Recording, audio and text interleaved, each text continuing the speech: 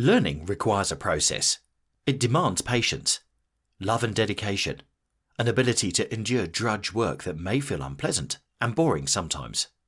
The key is to resist that urge to break our focus when things get tough, to keep our head down and do the work because we love the process. Robert Greene has written 6 international bestsellers. His in-depth, and sometimes controversial, style has made his writings unique, famous, timeless, and quoted by many. Here are 5 rules from Robert on becoming the best at what you do. Make creativity rather than comfort your goal, and you'll ensure far more success for the future. Everyone gets excited about something once in a while, but not everyone becomes good at something. Why? Because sooner or later, that initial excitement wears off. Drudgery and discomfort sets in. We begin to look for something fresh to stimulate ourselves. All this happens because, subconsciously, we expect whatever we should be doing to be comfortable. What differentiates the exceptional from everyone else is what they do after that initial excitement wears off, when simple tasks become boring and harder tasks appear too complicated. The best way to handle this is to actively make progress on your priority, not comfort. As the neurosurgeon and scientist Rahul Jondal said to Tom Bilyeu on impact theory, anything difficult where you have to think is good for the brain. The diversity and depth of thinking just one level past where you are used to is enough to keep the whole garden, the brain, flourishing.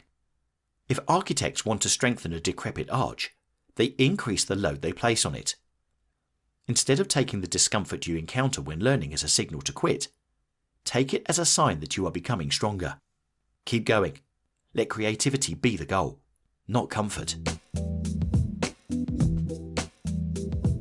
The greatest mistake you can make in the initial months of your apprenticeship is to imagine that you have to get attention, impress people, and prove yourself.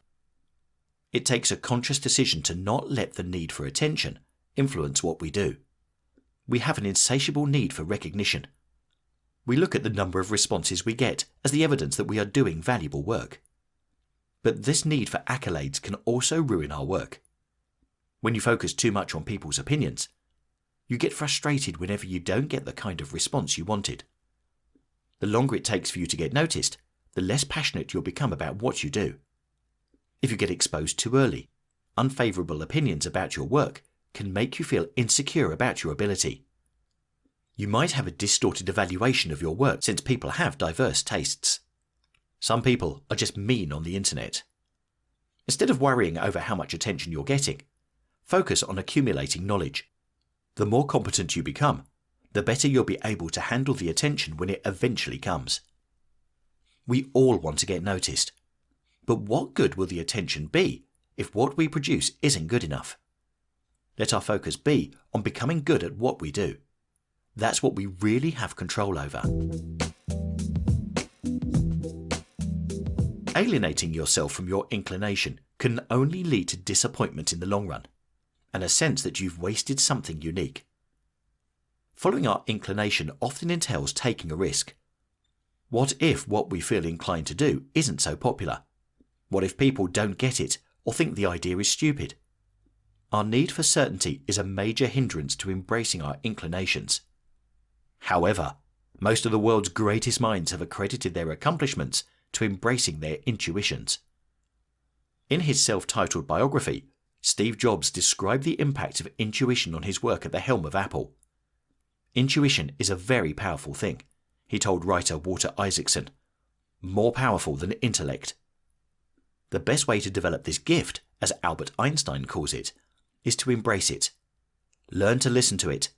Get used to adding your personal touch to what you do. See it as a process of learning to trust yourself more. However, understand that embracing your intuition isn't about sitting down all the time, doing nothing, and hoping that inspiration will fall on you. The great minds who harness the power of intuition immerse themselves in their work. Because the brain is wired to make connections, they begin to see things more clearly and from a different perspective. Harness the power of the intuitive mind by exercising your intelligence. To rise to the level of mastery requires many hours of dedicated focus and practice. You cannot rise to the level of mastery if your work brings you no joy. If becoming good at what you love is a difficult process, imagine trying to become the best at what you hate. It's a self-imposed trip to misery. J.K. Rowling's Harry Potter was rejected 12 times. Stephen King's Carrie was turned down 30 times. It wasn't until his stunning performance as Hope Colburn in the movie Driving Miss Daisy did Morgan Freeman get his big break as an actor at age 52.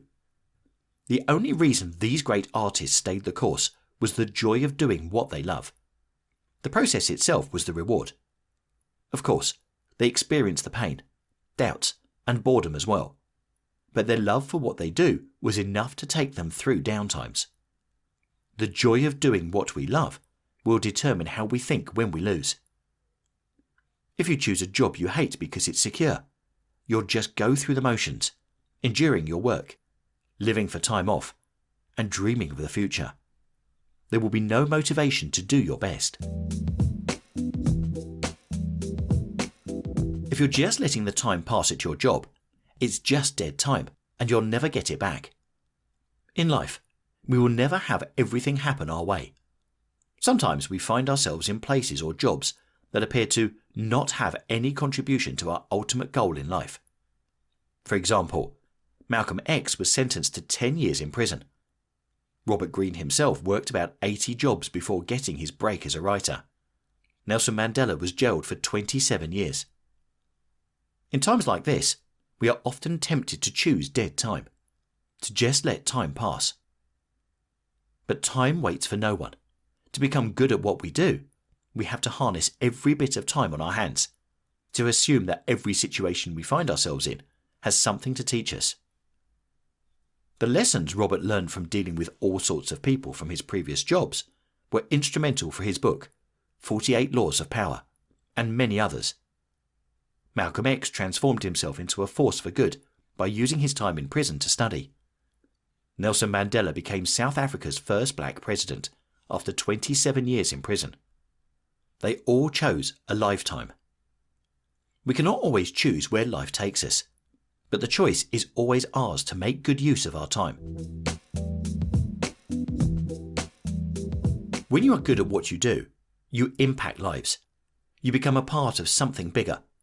The process may be difficult, but it's always worth it. 1. Value creativity over comfort. This toughens your mind to stay the course. 2.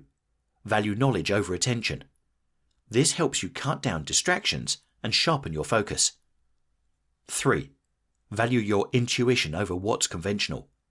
This helps you trust yourself more and get in touch with your uniqueness. 4. Value joyful work over security. When it's joyful work, the process becomes easier. 5. Value a lifetime over dead time.